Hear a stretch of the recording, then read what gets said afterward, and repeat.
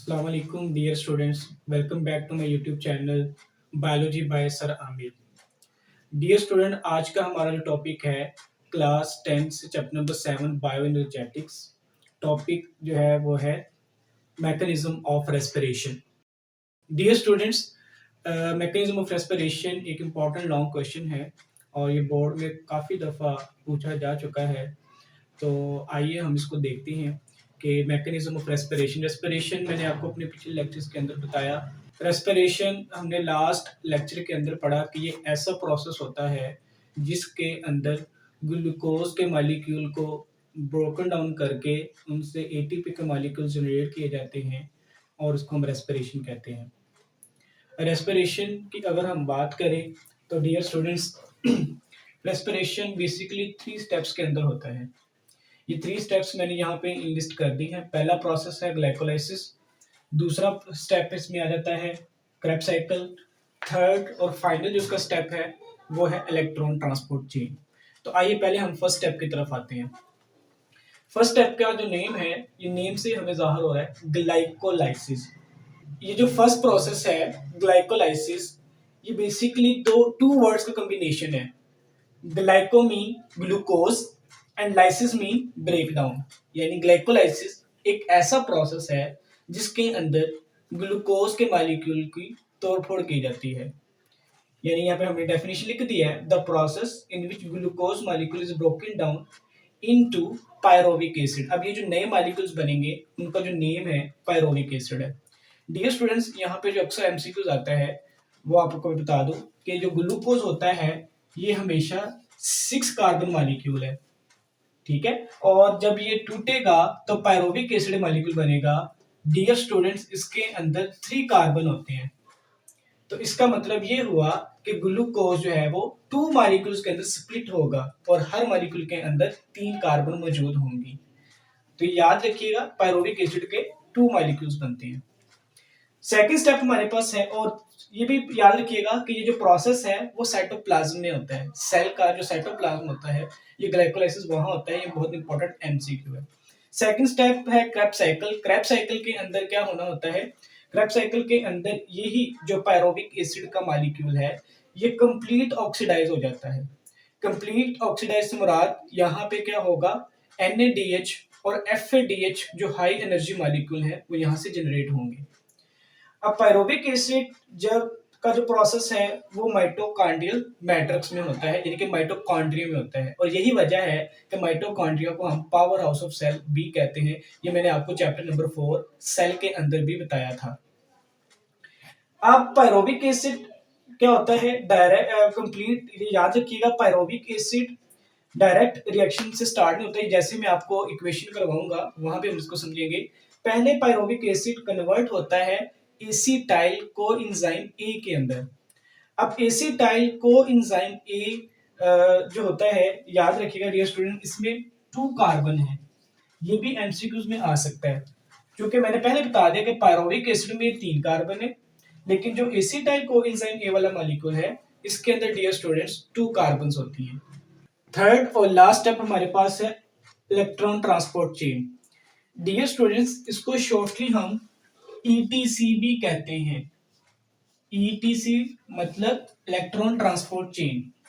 अब electron transport chain ये जो लास्ट प्रोसेस है इसके अंदर जो NADH और FADH के मॉलिक्यूल क्रेब्स साइकिल के दौरान बने थे वो यहाँ पे यूटिलाइज होंगे और इसमें क्या होगा, इलेक्ट्रॉन और जो हाइड्रोजन आयन होंगे वो रिलीज होंगे। डियर स्टूडेंट्स, से होता क्या है, जब इलेक्ट्रॉन और हाइड्रोजन आयन रिलीज होंगे तो उससे एक एनर्जी का डिफरेंस क्रिएट होगा। जब इसमें से इलेक्ट्रॉन और हाइड्रोजन आयन रिलीज होते हैं तो उससे एक एनर्जी का डिफरेंस बनता है, और वही एनर्जी जो डिफरेंस होता है वो हमें, यानी कि जो एनर्जी रिलीज होगी वो हेल्पफुल होगी in the generation of ATP molecules, और ATP जो कि एनर्जी के मॉलिक्यूल है। लास्ट में ये रिएक्शन स्टॉप कैसे होता है, इलेक्ट्रॉन्स और हाइड्रोजन आयन जो NADH और FADH2 से रिलीज होते हैं लास्ट स्टेप के अंदर, फाइनल स्टेप के अंदर वापस के अंदर कंबाइन करके with the help of oxygen, और ये मोलेकुलर ऑक्सीजन है, जो मिलकर अब क्या बना देगी, वाटर का मॉलिक्यूल बना देगी, और यूं आपका रेस्पिरेशन का जो प्रोसेस है वो मुकम्मल हो जाता है। तो आइए अब हम समझते हैं फ्लो शीट इसके डायग्राम। फ्लो शीट डायग्राम के अंदर सबसे जो पहला हमारा स्टेप हमने ग्लाइकोलाइसिस पढ़ा था। तो डियर स्टूडेंट्स, बहुत ही सिंपल और आसान, ये ग्लूकोज का मॉलिक्यूल होता है। ग्लूकोज का मॉलिक्यूल मैंने पहले बताया पायरोविक एसिड के मॉलिक्यूल से बन जाएंगे। पायरोविक एसिड में शॉर्ट फॉर्म इसको पीए लिख दिया है, आप इसको कंप्लीट भी लिख सकते हैं। अच्छा, इसमें कितने मॉलिक्यूल्स बनेंगे पायरोविक एसिड के? वो 2 बनेंगे। अब ग्लूकोज के प्रोसेस के अंदर याद रखिएगा, यहाँ पे आपने NAD प्लस ये ऐड करना है और ADP, ये 2 चीजें यहाँ पे ऐड होती है। अब ADP जो कि एडिनोसिन डाइफॉस्फेट है, याद रखें, इसी से इसको जहन में कैप्चर कर लें कि ADP जो होगा वो ATP के अंदर कन्वर्ट हो जाएगा और NAD जो होगा वो NADH के अंदर कन्वर्ट हो जाएगा। ये हमारा पहला प्रोसेस है, इसको हम ग्लाइकोलाइसिस कहते हैं। सेकंड प्रोसेस के अंदर ये क्रैब साइकिल मैंने पहले कहा था, डायरेक्ट पायरोविक एसिड से यहाँ पे स्टार्ट नहीं होगा, बल्कि पायरोविक एसिड अपनी शक्ल को चेंज करेगा। जब पायरोविक एसिड अपनी शक्ल को चेंज कैसे करता है, ये कन्वर्ट हो जाता है दूसरे मॉलिक्यूल्स के अंदर, जिसको मैंने बताया था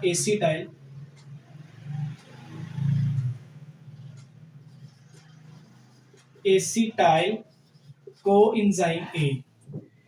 अब एसिटाइल जो कोएंजाइम ए है, यहां पे एक एडिशन होती है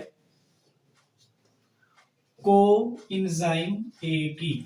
जब कोएंजाइम ए ऐड होता है तो इससे क्या होता है, वो एसिटाइल कोएंजाइम ए के अंदर कन्वर्ट हो जाता है। डियर स्टूडेंट्स, ये अब एसिटाइल कोएंजाइम ए क्या होगा फर्दर, जैसे मैंने को पहले बताया था कि कंप्लीटली ऑक्सीडाइज हो जाएगा। तो ऑक्सीडाइज करने से यहाँ पे याद रखिएगा, पहले कार्बन डाइऑक्साइड प्लस ATP। और डियर स्टूडेंट, ये भी यहाँ पे बात नोट करने वाली है, यहाँ पे अब हमने 3 चीजों की एडिशन करनी है। वो 3 चीजें कौन कौन सी है? पहले तो यहाँ पे NAD प्लस ये ऐड, यहाँ से पहले हमने NAD ऐड किया, फिर हम यहाँ पे ऐड करेंगे ADP, और यहां से लास्ट में हमारे पास आ जाएगा FAD प्लस। अब इसको कन्वर्ट करते हैं, बहुत ही सिंपल। ADP मैंने ऑलरेडी लिख दिया है ATP के अंदर, NAD कन्वर्ट हो जाता है NADH के अंदर, और लास्ट में FAD ऐड हो जाता है FADH2 के अंदर। डियर स्टूडेंट, याद रखिएगा यहाँ पे 2 हाइड्रोजन आएंगे। और थर्ड और लास्ट स्टेप हमारा इलेक्ट्रॉन ट्रांसपोर्ट चेन है। अब थर्ड और लास्ट स्टेप में हमारे पास क्या होना है, ये NADH के मॉलिक्यूल्स और FADH के मॉलिक्यूल जब यहाँ पे आएंगे,